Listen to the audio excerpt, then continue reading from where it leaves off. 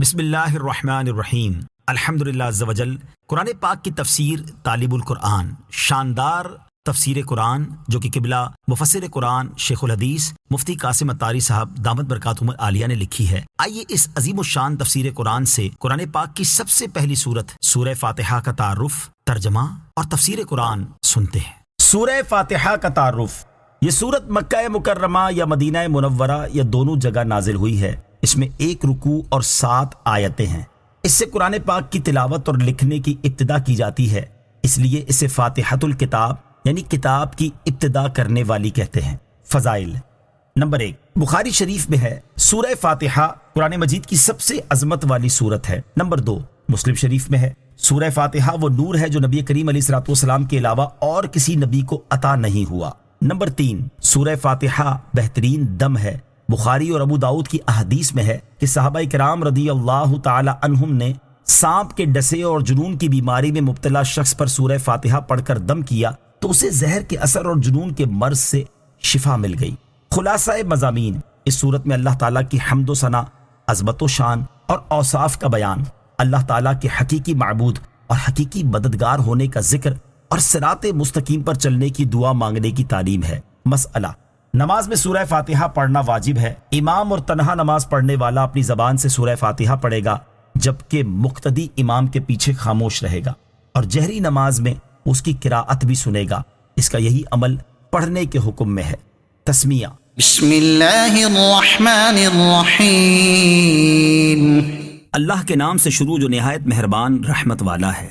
بسم اللہ ہر سورت کے شروع کی نہیں بلکہ پورے قرآن کی ایک آیت ہے۔ اسے 2 سورتوں کے درمیان فاصلہ کرنے کے لیے ہر سورت کے شروع میں جدا گانا لکھ دیا گیا ہے۔ ہر سورت کے شروع میں لکھی ہوئی بسم اللہ پوری آیت ہے، اور سورہ نمل کی آیت نمبر 30 میں مذکور بسم اللہ اس آیت کا ایک حصہ ہے۔ مسئلہ، تلاوت شروع کرنے سے پہلے اعوذ باللہ پڑھنا سنت ہے، اور سورت کی ابتدا میں بسم اللہ پڑھنا سنت ورنہ مستحب ہے۔ اہم بات، حرام و ناجائز کام اور گفتگو سے پہلے بسم اللہ ہرگز نہ پڑھی جائے۔ درس، ہر نیک و جائز کام کی ابتدا بسم اللہ سے کرنی چاہیے۔ حدیث پاک میں ہے جس اہم کام کی ابتدا بسم اللہ الرحمن الرحیم سے نہ کی گئی وہ ادھورا رہ جاتا ہے۔ آیت نمبر 1۔ الحمد للہ رب العالمین۔ سب تعریفیں اللہ کے لیے ہیں جو تمام جہان والوں کا پالنے والا ہے۔ آیت کا معنی ہے کہ سب تعریفیں اللہ کے لیے ہیں جو تمام جہانوں اور جہان والوں کا پالنے والا اور مالک ہے۔ اس میں زمینی، آسمانی، عرشی، فرشی، ظاہر، پوشیدہ ہر طرح کی مخلوق داخل ہے۔ اہم باتیں۔ نمبر 1، تمام تعریفوں کا حقیقی حقدار اللہ تعالیٰ ہی ہے، کیونکہ اپنی ذات و صفات میں تو وہ خود ہی کامل ہے جس پر وہ حمد کے لائق ہے۔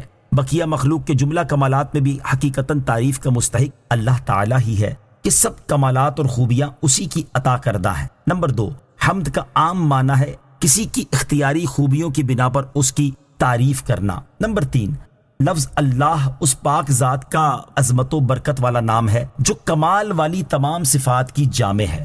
نمبر 4، لفظ رب کے کئی معنی ہیں جیسے آقا، مالک، پالنے والا وغیرہ، اور یہ تمام معنی اللہ تعالیٰ پر مکمل طور پر سچے ہیں۔ نمبر 5، العالمین عالم کی جمع ہے۔ اللہ تعالیٰ کے علاوہ ہر موجودہ چیز کو عالم کہتے ہیں۔ یہاں جمع کا لفظ العالمین اس لیے ہے کہ اللہ تعالیٰ کی ہر مخلوق کو ایک الگ جہان بولا جاتا ہے۔ فضیلت، کلمہ الحمدللہ کی بہت فضیلت ہے۔ حدیث پاک میں ہے الحمدللہ میزان کو ثواب سے بھر دیتا ہے۔ درس، اللہ تعالیٰ کی حمد کرنا نبی کریم علیہ الصلوۃ والسلام کی سنت اور اس کی بہت فضیلت ہے۔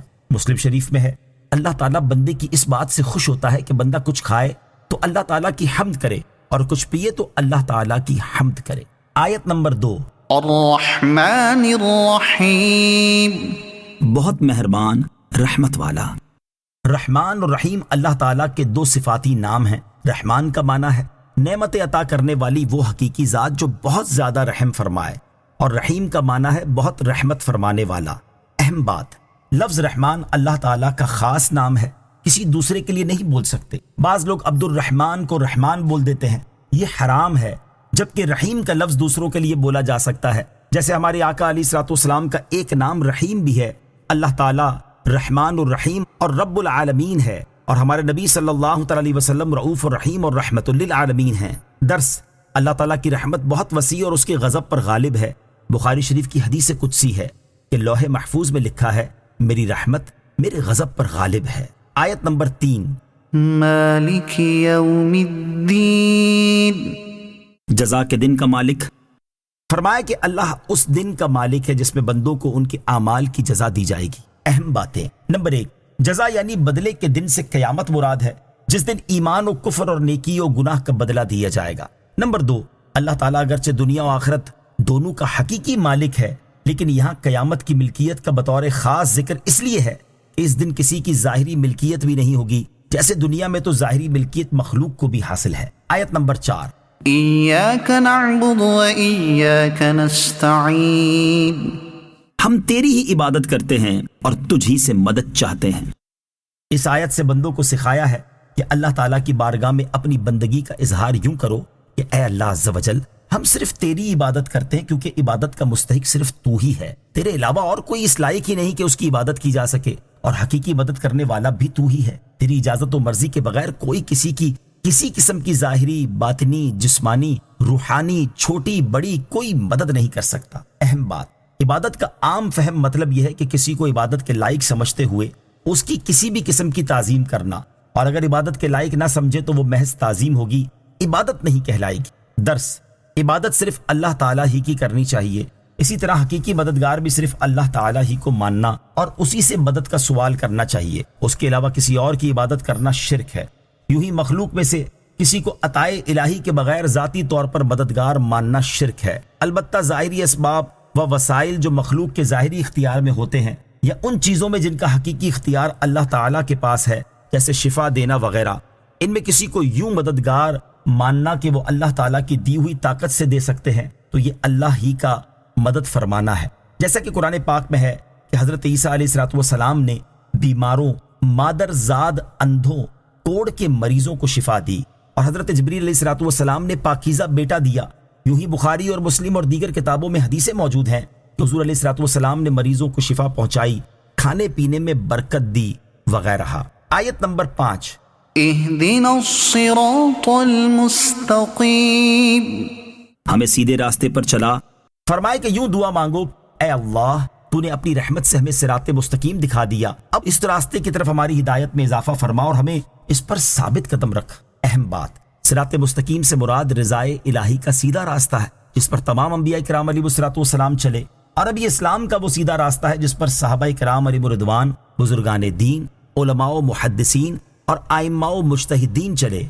نئے نئے راستے دکھانے والے صراط مستقیم سے دور ہیں۔ درس، نمبر 1، سیدھے راستے پر ثابت قدمی اور ایمان پر خاتمے کی دعا مانگتے رہنا چاہیے کہ نجات اسی پر موقوف ہے۔ نمبر 2، دعا سے پہلے اللہ تعالیٰ کی حمد اور عبادت کرنی چاہیے۔ نمبر 3، عام دعائیں جیسے مغفرت، نجات، عافیت اور خوشی وغیرہ کی دعائیں صرف اپنے لیے نہیں بلکہ سب مسلمانوں کے لیے مانگنی چاہیے۔ آیت نمبر 6 اور 7، صراط الذین انعمت علیہم غیر المغضوب علیہم ولا الضالین،